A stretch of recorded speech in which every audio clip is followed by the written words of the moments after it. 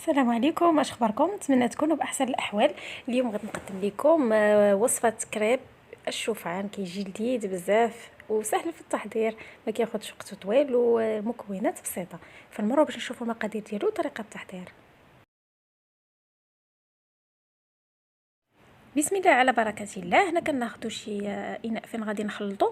كناخذوا الحليب، استعملت هنا 2 كؤوس ديال الحليب، الكاس ديال عبر العنبه، 2 حبات ديال البيض، واحد القبيصه ديال الملح كيبقى على حسب الذوق. وكل كاس غنستعملوا كاس ديال دقيق الشوفان. انا عندي هاد الماركه هادي كيكون دقيق كيتقمنيت اقتصادي بدون جلوتين. يمكن لكم تاخذوا اللي الحبات ديالهم متكامله وتطحنوه في الدار. صافي هنايا 2 كؤوس ديال دقيق الشوفان. بعد ما كنخلطوا الحليب مع البيض مزيان غير بخلاط يدوي، يمكن لكم تستعملوا الطراب الكهربائي اولا الطحانه المولينكس. من بعد كنبقاو نضيفوا الدقيق الشوفان بشويه بشويه، وحنا كنغربلو باش ما يتكونوا ليناش كويرات حتى كنتحصلوا على واحد الخليط متجانس. هنا غناخذوا كنخليوه يرتاح واحد شي شويه. من بعد كناخذوا مقلاة غير لاصقه فين كنطيبوا البغرير. كندهنوها غير المره الاولى بالزيت، يعني بحال اللي كنطيبوا البغرير غير المره الاولى باش ما كيتلصقش لينا البغرير اولا الكريب. وكان نفرغوا واحد المغرفه بحال هكذا، كنخليوها حتى كتنشف وكنقلبوا الوجه ديالها. انا هنايا جاني الخليط ثقيل بزاف، ضفت تقريبا واحد ثلث كاس، يعني يمكن لكم تزيدوا حتى نصف كاس ديال الحليب. وعاود خلطت غير بالمغرفه ديالي. صافي هنا ملي كيطيب وكينشف الوجه ديالها كنقلبوها للجهه الثانيه.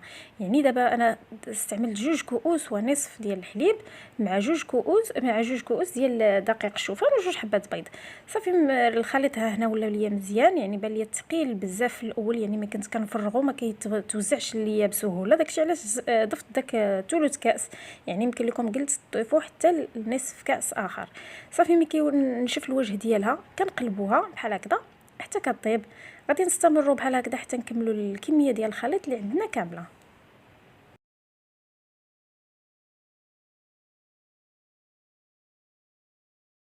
واللي كريب ديالنا ها هما وجدوا، راه كيوجدوا بسرعه، راه كيطيب بسرعه. هنايا راه هذيك الاخره اللي شاطت عندي بقات شي شويه ناقصه من الجوانب. المهم راه هانتوما الشكل ديالو كيف كيجي، راه كيجي مزيان، يعني ما كيتكسر ما حتى حاجه، يعني بحال الكريب العادي.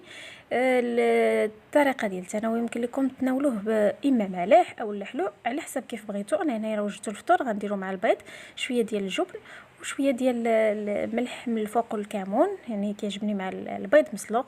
كيبقى لكم الاختيار، تقدروا تتناولوه مع شوكولاته، العسل، المربى اللي بغيتو. فانا هذه فكره او اقتراح انا استعملته مع البيض المسلوق وشي شويه ديال الافوكادو، راه كيجي زوين. نتمنى انا هاد الوصفات نال اعجابكم وانكم تجربوها وتاكلوها بصحه وراحه. نتمنى ايضا الا كنتو كتشاهدوا قناتي لاول مره انكم تشتركوا فيها وتفعلوا الجرس باش توصلوا بكل ما هو جديد. شكرا لكم على المشاهده وبسلام عليكم.